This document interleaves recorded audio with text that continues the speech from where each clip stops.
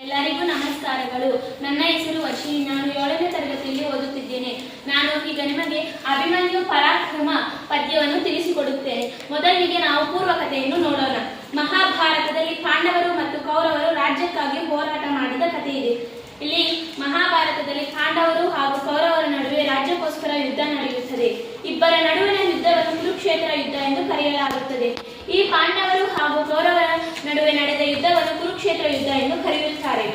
ಈ ಕುರುಕ್ಷೇತ್ರ ಯುದ್ಧದಲ್ಲಿ ಕೌರವರ ಕಡೆ ಭೀಷ್ಮ ಮೊದಲ ಸೇನಾಧಿಪತಿ ಆಗಿರುತ್ತಾನೆ. ಇಲ್ಲಿ ಕೌರವರ ಕಡೆ ಭೀಷ್ಮ ಎಂಬುವರು ಮೊದಲ ಸೇನಾಧಿಪತಿ ಆಗಿರುತ್ತಾರೆ. ಸೇನಾಧಿಪತಿ ಪತಿ ಎಂದರೆ ಅಧಿಪತಿ. ಇಲ್ಲಿ ಅಧಿಪತಿ ಬರುತ್ತೆ. ಅಧಿಪತಿ ಎಂದರೆ ನಾಯಕ, ಸೈನ್ಯದ ಒಬ್ಬ ನಾಯಕ ಅಂತ. ಅವನ ನಂತರ ದ್ರೋಣ ಸೇನಾಧಿಪತಿ ಆಗಿರುತ್ತಾನೆ. ದ್ರೋಣ ಎಂಬುವರು ಭೀಷ್ಮನ ನಂತರ ದ್ರೋಣ ಸೇನಾಧಿಪತಿ ಆಗುತ್ತಾನೆ. ದ್ರೋಣ ಯಾರು ಅಂದ್ರೆ ಪಾಂಡವರು ಹಾಗೂ ಕೌರವರಿಗೆ ಯುದ್ಧವನ್ನು ಕಲಿಸಿಕೊಟ್ಟು ಗುರುವಾಗಿರುತ್ತಾರೆ. ದ್ರೋಣ ಪಾಂಡವರನ್ನು ಗೆಲ್ಲಲು ಪದ್ಮವ್ಯೂಹವನ್ನು ರಚಿಸುತ್ತಾನೆ. ದ್ರೋಣ ಏನ್ ಮಾಡ್ತಾರೆ ಅಂದ್ರೆ ಪದ್ಮವ್ಯೂಹವನ್ನು ರಚಿಸ್ತಾರೆ ಪಾಂಡವರನ್ನು ಗೆಲ್ಲಬೇಕಂದ್ರೆ. ಪದ್ಮವ್ಯೂಹ ಎಂದರೆ ಯುದ್ಧದಲ್ಲಿ ಕಮಲಾಕಾರದಲ್ಲಿ ನಿಲ್ಲಿಸಿದ ಒಂದು ಸೈನ್ಯ ವ್ಯವಸ್ಥೆ ಎಂದು ಹೇಳಲಾಗುತ್ತದೆ. ಈ ವ್ಯೂಹವನ್ನು ಭೇದಿಸಲು ಪಾಂಡವರ ಕಡೆಯಲ್ಲಿ ಕೃಷ್ಣ ಮತ್ತು ಅರ್ಜುನರಿಗೆ ಮಾತ್ರ ತಿಳಿದಿರುತ್ತದೆ. ಪಾಂಡವರ ಕಡೆಯಲ್ಲಿ ಈ ಪದ್ಮವ್ಯೂಹವನ್ನು ಭೇದಿಸುವ ವಿದ್ಯೆ ಕೃಷ್ಣ ಮತ್ತು ಅರ್ಜುನರು ಮಾತ್ರ ಕಲಿತಿರುತ್ತಾರೆ. ಆದರೆ ಅವರಿಬ್ಬರು ಯುದ್ಧಕ್ಕಾಗಿ ಬಹುದೂರಕ್ಕೆ ಹೋಗಿರುತ್ತಾರೆ. ಕೃಷ್ಣ ಮತ್ತು ಅರ್ಜುನರು ಇಬ್ಬರೂ ಸಹ ಯುದ್ಧಕ್ಕಾಗಿ ಬಹುದೂರಕ್ಕೆ ಹೋಗಿರುತ್ತಾರೆ. ಅವರು ಬರುವವರೆಗೆ ಯುದ್ಧವನ್ನು ನಡೆಸುವುದು ಅನಿವಾರ್ಯವಾಗಿರುತ್ತದೆ. ಆಗ ಅವರು ಬರುವವರೆಗೂ ಯುದ್ಧವನ್ನು ನಡೆಸಲು ಅನಿವಾರ್ಯವಾಗಿರುತ್ತದೆ. ಧರ್ಮರಾಯನಿಗೆ ಚಿಂತೆಯಾಗುತ್ತದೆ. ಹೀಗೇನ್ ಮಾಡುವುದು ಎಂದು ಧರ್ಮರಾಯನಿಗೆ ಚಿಂತೆಯಾಗುತ್ತದೆ. ಕೃಷ್ಣಾರ್ಜುನರನ್ನು ಬಿಟ್ಟರೆ ಅಭಿಮನ್ಯುವಿಗೆ ಪದ್ಮವ್ಯೂಹ ಭೇದಿಸುವ ವಿದ್ಯೆ ಅರ್ಧ ಮಾತ್ರ ಗೊತ್ತಿರುತ್ತದೆ. ಕೃಷ್ಣ ಮತ್ತು ಅರ್ಜುನರನ್ನು ಬಿಟ್ಟರೆ ಪದ್ಮವ್ಯೂಹ ಭೇದಿಸುವುದು ಅಭಿಮನ್ಯುವಿಗೆ ಅರ್ಧ ಮಾತ್ರ ಗೊತ್ತಿರುತ್ತದೆ. ಅವನಿಗೆ ವ್ಯೂಹವನ್ನು ಭೇದಿಸುತ್ತಾ ಒಳಗೆ ಹೋಗುವುದು ಗೊತ್ತಿದೆ, ಆದರೆ ಅದರಿಂದ ಬಿಡಿಸಿಕೊಂಡು ಬರುವುದು ತಿಳಿದಿರಲಿಲ್ಲ. ಇಂತಹ ಸಂದರ್ಭದಲ್ಲಿ ಅಭಿಮನ್ಯು ದೊಡ್ಡಪ್ಪನಾದ ಧರ್ಮರಾಯನನ್ನು ಭೇಟಿಯಾಗುತ್ತಾರೆ. ಹಾಗೇನಾಗುತ್ತಂದ್ರೆ ಇಂತಹ ಸಂದರ್ಭದಲ್ಲಿ ಅಭಿಮನ್ಯು ದೊಡ್ಡಪ್ಪನಾದ ಧರ್ಮರಾಯನನ್ನು ಭೇಟಿಯಾಗುತ್ತಾನೆ.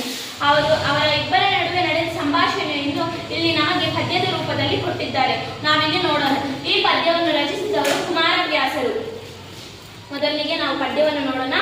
ಜನಕನಂದ್ರಿಗೆ ಮನಿದು ಕೈ ಮುಗಿದು ಎನಗೆ ಬೆಸಸೈ ಒಪ್ಪ ತಾ ಬಲ್ಲೆನು ಮಹಾ ಆಹವದೊಳಗೆ ಪದ್ಮವ್ಯೂಹ ಭೇದನವ ಅನುವರವ ಗೆಲುವೆ ಕೃತಾಂತನ ಮನೆಗೆ ಕಳುಹುವೆನ ಅಹಿತರನು ನೀನ್ ಇನಿತು ಚಿಂತಿಸಲೇಕೆ ಕಾಳದೆನ ಕಳುಹು.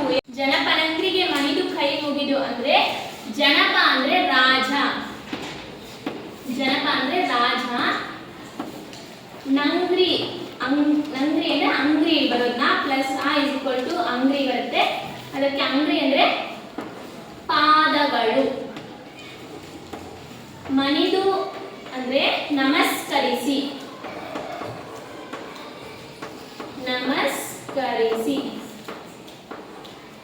ನೋಡಿ.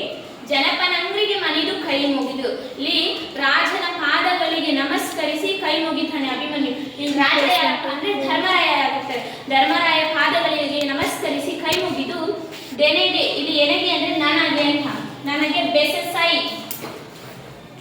ಬೆಸೆಸೈ ಅಂದ್ರೆ ಅಪ್ಪನೇ. ಬೆಸಸೈ ನನಗೆ ಅಪ್ಪನೇ ಮಾಡು. ಒಪ್ಪ ಅಂದ್ರೆ ತಂದೆ. ಇಲ್ಲಿ ತಂದೆ ಯಾರಾಗಿರ್ತಾರಪ್ಪ ಅಂದ್ರೆ ದೊಡ್ಡಪ್ಪ ಧರ್ಮರಾಯ ಆಗಿರ್ತಾರೆ. ಒಪ್ಪ ತಂದೆ ಅಂದ್ರೆ ದೊಡ್ಡಪ್ಪರಾಗಿರ್ತಾರೆ. ಇಲ್ಲಿ ಬೊಪ್ಪ ತಾ ಭಲ್ಲೆನು. ಭಲ್ಲೆನು ಅಂದ್ರೆ ನನಗೆ ಗೊತ್ತಿದೆ. ಮಹಾ ಆಹವದೊಳಗೆ. ಆಹವ ಅಂದ್ರೂ ಯುದ್ಧನೇ. ಪದ್ಮವ್ಯೂಹ ಭೇದನವ ಆ ಒಂದು ಪದ್ಮವ್ಯೂಹವನ್ನು ಮುರಿಯುವುದು ನನಗೆ ಗೊತ್ತಿದೆ. ಅನುವರವ ಗೆಲುವೆನು. ಅನುವರವ ಅಂದ್ರೂ ಯುದ್ಧನೇ. ಯುದ್ಧವನ್ನು ಗೆಲ್ತೀನಿ. ಕೃತಾಂತನ ಮನೆಗೆ ಕಳುಹುವೆನು. ಕೃತಾಂತ ಅಂದ್ರೆ ಯಮನು.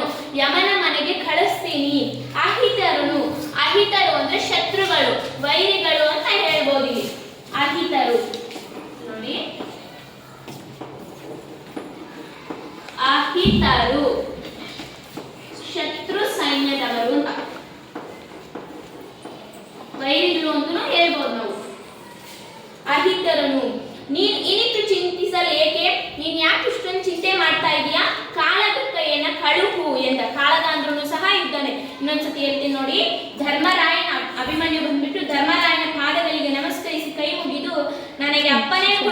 ನನಗೆ ಬೆಟ್ಟಸೈನ್ಯ ನನಗೆ ಅಪ್ಪನೇ ಮಾಡುತ್ತಂದೆ ದೊಡ್ಡಪ್ಪ ತಾ ಬಲ್ಲೆನು ನನಗೆ ಗೊತ್ತಿದೆ ಮಹಾ ಆಹವದೊಳಗೆ ಅಂದ್ರೆ ಮಹಾಯುದ್ಧದೊಳಗೆ ಪದ್ಮವ್ಯೂಹವನ್ನು ಭೇದಿಸುವುದು ಮುರಿಯುವುದು ನನಗೆ ಗೊತ್ತಿದೆ ಅನುವರ ಯುದ್ಧವನ್ನು ಗೆಲ್ತೀನಿ ನಾನು ಯುದ್ಧವನ್ನು ಗೆಲ್ಲು ಶತ್ರು ಸೈನ್ಯವನ್ನು ಯಮನ ಮನೆಗೆ ಕಳುಹಿಸ್ತೀನಿ ನೀನ್ ಯಾಕೆ ಇಷ್ಟೊಂದು ಚಿಂತಿಸ್ತಾ ಇದೀಯಾ ಕಾಳಗಕ್ಕೆಯನ್ನ ಕಳುಹು ಎಂದ ನನ್ನನ್ನು ಯುದ್ಧಕ್ಕೆ ಕಳುಹಿಸು ಎಂದು ಹೇಳ್ತಾನೆ ಅಭಿಮನ್ಯು ಆಗ ಈ ಮಾತುಗಳನ್ನು ಅಭಿಮನ್ಯುವಿನ ಮಾತುಗಳನ್ನು ಕೇಳಿದ ಧರ್ಮರಾಯನು ಏನಂತಾನೆ ನೋಡೋಣ ಇಲ್ಲಿ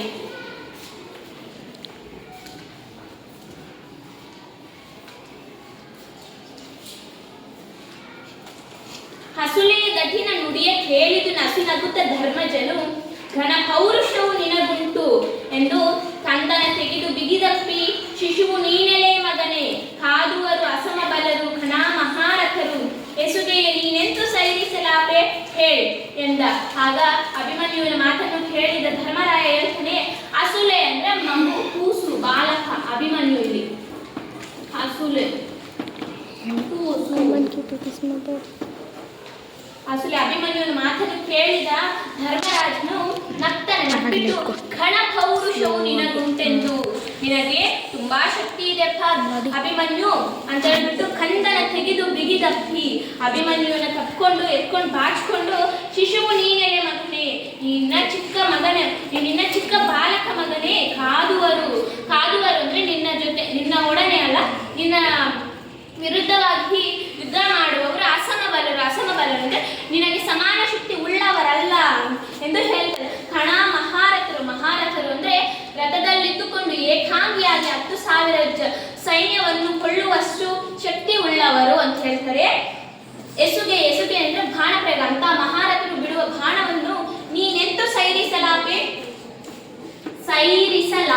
ಅಂದ್ರೆ